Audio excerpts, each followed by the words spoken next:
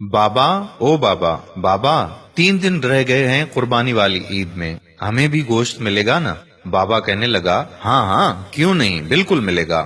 بچی کہنے لگی بابا لیکن پچھلی عید پر تو کسی نے بھی ہمیں گوشت نہیں دیا تھا، اب تو پورا سال ہو گیا ہے گوشت دیکھے ہوئے بھی۔ بابا نے کہا نہیں شازیہ، اللہ نے ہمیں بھوکا تو نہیں رکھا نا، میری پیاری بیٹی، ہر حال میں اللہ کا شکر ادا کرنا چاہیے۔ ڈاکٹر صاحب قربانی کے لیے بڑا جانور لے کر آئے ہیں اور ماسٹر جی بھی تو بکرا لے کر آئے ہیں نا، ہم غریبوں کے لیے ہی تو قربانی کا گوشت ہوتا ہے، امیر لوگ تو سارا سال گوشت ہی کھاتے ہیں۔ خیر، آج عید قربان پر مولوی صاحب بیان فرما رہے ہیں کہ قربانی میں غریب مسکین لوگوں کو نہیں بھولنا چاہیے، ان کے بہت حقوق ہوتے ہیں۔ شازیہ کا باپ بھی نماز ادا کر کے گھر پہنچ گیا۔ گھنٹہ بھر انتظار کرنے کے بعد شازیہ بولی کہ بابا ابھی تک گوشت نہیں آیا۔ بڑی بہن رافیہ بولی چپ ہو جاؤ شازی، بابا کو تنگ کیوں کر رہی ہو؟ وہ چپ چاپ دونوں کی باتیں سنتا رہا اور نظر انداز کرتا رہا۔ کافی دیر گزرنے کے بعد جب کہیں سے گوشت نہیں آیا تو شازیہ کی ماں بولی کہ جی سنیے جی، میں نے تو پیاز اور ٹماٹر بھی کاٹ دیے ہیں لیکن کہیں سے ابھی تک گوشت نہیں آیا، کہیں بھول تو نہیں گئے ہماری طرف گوشت بھجوانا، آپ خود جا کر مانگ لیں۔ باپ بولا کہ شازیہ کی ماں تمہیں تو پتا ہے آج تک ہم نے کبھی کسی سے کچھ مانگا ہی نہیں، اللہ پاک کوئی نہ کوئی سبب پیدا کرے گا۔ دوپہر گزرنے کے بعد شازیہ کے اصرار پر پہلے ڈاکٹر صاحب کے گھر گئے اور بولے ڈاکٹر صاحب میں آپ کا پڑوسی ہوں، کیا قربانی کا گوشت مل سکتا ہے؟ یہ سننا تھا کہ ڈاکٹر صاحب کا رنگ لال پیلا ہونے لگا اور حقارت سے بولے پتہ نہیں کہاں کہاں سے آ جاتے ہیں گوشت مانگنے، اور تڑاخ سے دروازہ بند کر دیا۔ توہین کے احساس سے اس کی آنکھوں میں آنسو آ گئے اور بوجھل قدموں سے چل پڑا۔ راستے میں ماسٹر جی کے گھر کی طرف قدم اٹھے اور وہاں بھی وہی دست سوال۔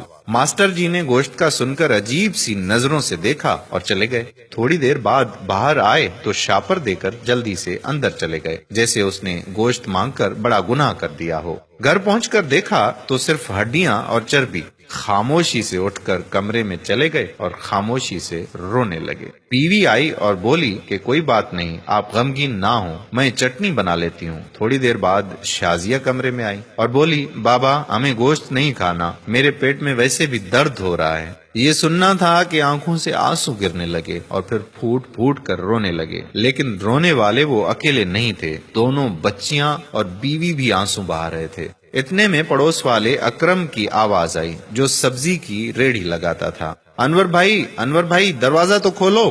دروازہ کھولا تو اکرم نے 3-4 کلو گوشت کا شاپر پکڑا دیا اور بولا کہ گاؤں سے چھوٹا بھائی لایا ہے، اتنا ہم اکیلے نہیں کھا سکتے، یہ تم بھی کھا لینا۔ خوشی اور تشکر کے احساس سے آنکھوں میں آنسو آ گئے اور اکرم کے لیے دل سے دعا نکلنے لگی۔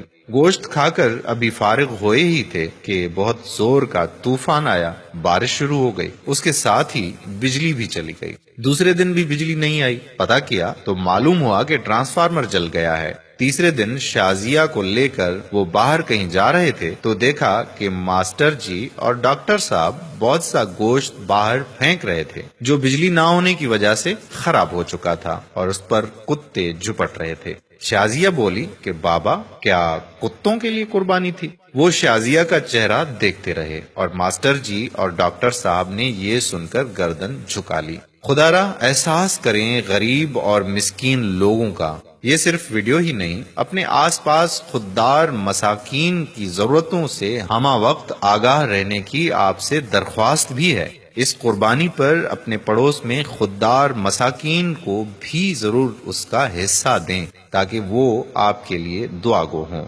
آج کی ہماری یہ ویڈیو اگر آپ کو پسند آئی ہے تو اپنے دوستوں کے ساتھ بھی شیئر کر دیجیے اور ساتھ ساتھ ہمارے یوٹیوب چینل پیارا اسلام کو سبسکرائب کریں اور فیس بک پیج پیارا اسلام کو لائک کر کے فالو کر دیجیے تاکہ ہم ایسی مزید معلوماتی اور دلچسپ ویڈیوز آپ تک پہنچاتے رہیں۔ جزاک اللہ خیرہ۔ السلام علیکم ورحمۃ اللہ وبرکاتہ۔